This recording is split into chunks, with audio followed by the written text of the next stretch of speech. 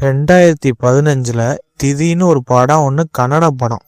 இந்த ஒரு படத்தை பார்த்துட்டு இதில் ஏகப்பட்ட ஆக்டர்லாம் எப்படி இந்த ஒரு படத்தை எடுக்க முடிஞ்சுச்சு அப்படின்னு சொல்லிவிட்டு ஏகப்பட்ட ஆக்டர்ல இருந்து ஆச்சரியப்படுற அளவுக்கு இந்த ஒரு படத்தை எடுத்து வச்சிருக்காங்க. எதனாலனா படத்தை எடுத்த ராம் ரெட்டி எப்படி அந்த ஒரு படத்தை யோசிச்சு படம் பண்ண அப்படின்னு தெரியல. ஏன்னா இந்த ஒரு படம் கிட்டத்தட்ட ஏகப்பட்ட அவார்டுல இருந்து நேஷனல் அவார்டு வரைக்கும் இந்த ஒரு படம் அவார்டுகளை குமிச்ச ஒரு படமா இருக்கு. இந்த ஒரு படத்தை பார்த்துட்டு நம்ம காட்ஃபாதர் டைரக்டரே ஆச்சரியப்படுற அளவுக்கு எனக்கு இப்படி ஒரு வாழ்க்கை ஒன்று வாழணும் அப்படின்னு சொல்லிவிட்டு அவரே ஆச்சரியப்படுற அளவுக்கு இந்த ஒரு படத்தை எடுத்து வச்சிருக்காங்க. அதை பார்க்கும்போது இந்த ஒரு படத்தை இப்போ நெட்ஃபிளிக்ஸ் இந்த ஒரு படத்தை பார்த்தேன். ஆனா ஒரு யதார்த்தமான ஒரு படமா தான் இருந்துச்சு காய்ஸ். ஏன்னா இதுல எந்த ஒரு பெரிய பெரிய ஆக்டர்லாம் இந்த படத்துல நடிக்கவே கிடையாது.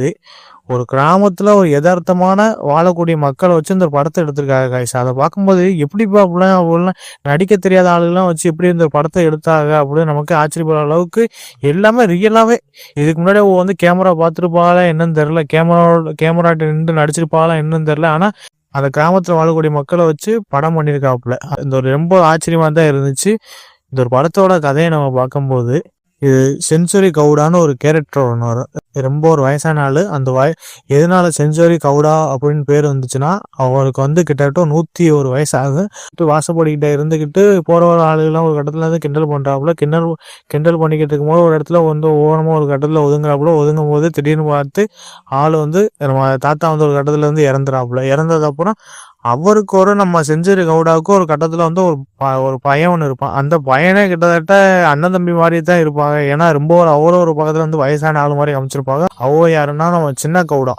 அவர் எப்படின்னா நமக்கு எந்த ஒரு வீடு வாசலாம் தேவையில்லை, நம்ம காட்டுக்குள்ளதான் ஒரு கட்டத்துல வாழ்வாப்புல. தண்ணி அடிக்கிறதுல இருந்து பீடி தம்பு இந்த மாதிரிலாம் ஒரு கட்டத்துல அவர் வாட்டில் அவர் லைஃப் ஒரு கட்டத்துல என்ஜாய் பண்ணிட்டு இருக்காப்புல. அவர் அப்பா இறந்தது விஷயத்தெல்லாம் கேட்டு அவர் இறந்துட்டு போட்டேன், நான் என் வேலையை பார்க்குறேன்னு சொல்லிட்டு ஒரு கட்டத்துல இருக்காப்புல. அதுக்கப்புறம் செஞ்சுரியோட கிட்டத்தட்ட 101 வயசு தாண்டினால அவர் இறுதி சடங்கை நம்ம பெரிய லெவலில் கொண்டு போகணும் அப்படின்னு சொல்லிவிட்டு இங்கே கிட்டத்தட்ட அந்த செஞ்சுரி கவுடாவோட கிட்டத்தட்ட 4 தலைமுறை இருக்காங்க. 4 தலைமுறையெல்லாம் ஒரு கட்டத்துல சொல்லிக்கிட்டு இருக்கும்போது இதை மாதிரி நம்ம எப்படியாச்சும் நம்ம சிறப்புமா நம்ம தாத்தா கொண்டு போய் சேர்க்கணும் வைக்கணும் அப்படின்னு சொல்லிட்டு பண்ணிக்கிட்டு இருக்கும்போது சின்ன கவுடா ஒரு கட்டத்துல இறுதி சடங்குல ஒரு கட்டத்துல பங்கேற்கிற போனா அதுக்கப்புறம் இறுதி சடங்குல ஒரு கட்டத்துல நல்ல சிறப்புமா ஒரு கட்டத்துல நடந்து முடிஞ்சது அப்புறம் ஒரு பிரச்சனை ஒன்று வருது. என்ன ஒரு பிரச்சனைனா நம்ம செஞ்சுரி கவுடாவுக்கு கிட்டத்தட்ட ஏகப்பட்ட சொத்து இருக்கு. அந்த ஏகப்பட்ட சொத்து நம்ம செஞ்சுரி கவுடாவோட பையனா நம்ம சின்ன கவுடா அவருக்கு தான் போய் சொத்து சேரும். ஆனா அந்த சொத்தை அவங்க பசங்கள்ல இருந்து ஒரு பக்கம் கேட்கறாங்க, இந்த மாதிரி நமக்கு என் பையன் இருக்கான், அவனுக்கு அவனை எப்படியாச்சும் நம்ம லைஃப்ல செட்டில் பண்ணிடுறேன் அப்படின்னு சொல்றாங்க. இதை கேட்ட நம்ம சின்ன கவுடா ஒரு கட்டத்துல எனக்கு எந்த சொத்துலாம் தேவையில்லை, நீங்களே அனுபவிங்க அப்படின்னு சொல்றாப்புல. அப்படி சொல்லி நம்ம சின்ன கவுடாவோட சன்னு எல்லாரும் சேர்ந்து சரி அப்பா அப்படி சொல்லிட்டு போறாப்புல. அவர் ஒரு கட்டத்துல வேற லைஃபை வாழ போறாப்புல அப்படின்னு சொல்லிவிட்டு சரி நம்ம தாத்தாவோட சொத்தை நம்ம இல்லீகலா நம்ம சொத்தை நம்ம பேருக்கு மாத்துவோம் அப்படின்னு சொல்லிவிட்டு ஒரு கட்டத்துல நினைக்கிறாங்க. அதுக்கப்புறம் கொஞ்சம் ஒரு நல்ல முறையில ஒவ்வொரு அலுவலகத்துக்காக போய் இந்த மாதிரி எப்படியும் சொத்தை என் பேருக்கு மாத்தனேன் அப்படின்னு சொல்றாங்க. ஆனா இங்க தாத்தாவோட சொத்து உங்க அப்பா பேருக்கு தான் வரும், அதனால உங்க அப்பா பேருக்கு தான் மாத்த முடியும் வைக்க முடியும் அப்படின்னு சொல்றாங்க. ஆனா அவங்களுக்குள்ள கிட்டத்தட்ட ஏகப்பட்ட குளறுபடியான சம்பவம்லாம் நடக்குது. அந்த சொத்தை நம்ம 4 தலைமுறை ஒரு பக்கத்துல பகிர்ந்து எடுத்தாகலாம். ஆனா அந்த சொத்தை சின்ன கவுடாவுக்கு இந்த சொத்துலாம் தேவையில்லை. அவர் கட்டத்துல நான் காடு மலையும் இப்படி போயிட்டு இருக்கேன், ஒரு சின்ன டவுசர் ஒரு கட்டையை போட்டுட்டு அவர் கட்டத்துல சாமியார் இல்லாம ஒரு பட்டம் வீடு வாசல எனக்கு தேவையில்லை அப்படின்னு சொல்லக்கூடிய ஒரு ஆளா ஒரு கட்டத்துல வாழ்ந்துகிட்டு இருக்கு. அப்புறம் வாழ்ந்துகிட்டு இருக்கும் போது அதுக்கப்புறம் இந்த சொத்தை எப்படி அபகரிச்சாங்களா இல்ல அந்த சொத்தை அவர்கிட்ட கொடுத்தாங்களா அப்படிதாங்க இந்த ஒரு படத்தோட ஒரு கதையா இருக்கு.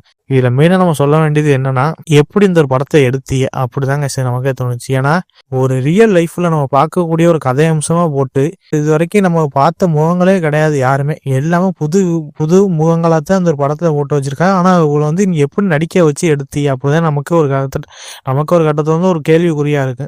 இதுல நடிச்ச எல்லாமே ரியல் லைஃப்லாங்க. எல்லாமே ரியல் லைஃப்ல எப்படி யதார்த்தமான ஒரு நடிப்பை கொடுத்துருப்போம். அதெல்லாம் பார்க்கும்போது அதுல ஏகப்பட்ட பேர் இருக்கா, ஏகப்பட்ட பேர்லாம் பார்க்கும்போது எல்லாமே வாய்ட்டிலிருந்து எல்லாமே நல்லா ரசிக்க முடியாம இருந்துச்சு. ஆனா இந்த படத்துல மெயினா சொல்ல வேண்டியது மியூசிக்கே கிடையாது. பேக்ரவுண்ட் ஸ்கோர்ல இருந்து சாங்ஸ்ல இருந்து எதுவுமே கிடையாது கைஸ். அங்கே உள்ள யதார்த்தமான லைஃப்ல நம்ம எப்படி அந்த காட்டுப்பகுதியில் அந்த வீடு இருக்கு, அந்த வீட்டை வந்து அந்த பூச்சி காத்துனா ஒரு கட்டத்தில் வந்து வீசுற மாதிரிலாம் சவுண்ட்லாம் இருக்கிற மாதிரி தான் இருக்கு. ஆனால் சாங்ஸ் எதுவுமே இல்லாமல் ஒரு யதார்த்தமான ஒரு படைப்பை கொடுத்துருக்கா. அதை பார்க்கும்போது எப்படி இப்படிலாம் எடுக்க முடிஞ்சிச்சு அப்படியே நமக்கே ஒரு கட்டத்தில் தோணுச்சு. ஆனால் இதில் நடித்த ஏகப்பட்ட பேர் இருக்கா, ஏகப்பட்டாயிரு ஆக்டிங்லாம் பார்க்கும்போது நம்ம தனித்தனியாக சொல்ல முடியாது. ஏன்னா எல்லாமே ஒரு யதார்த்தமான ஒரு நடிப்பாக தான் நடிச்சு வச்சிருக்காங்க. அதை பார்க்கும்போது எல்லாமே ரசிக்கும்படியாக தான் இருந்துச்சு.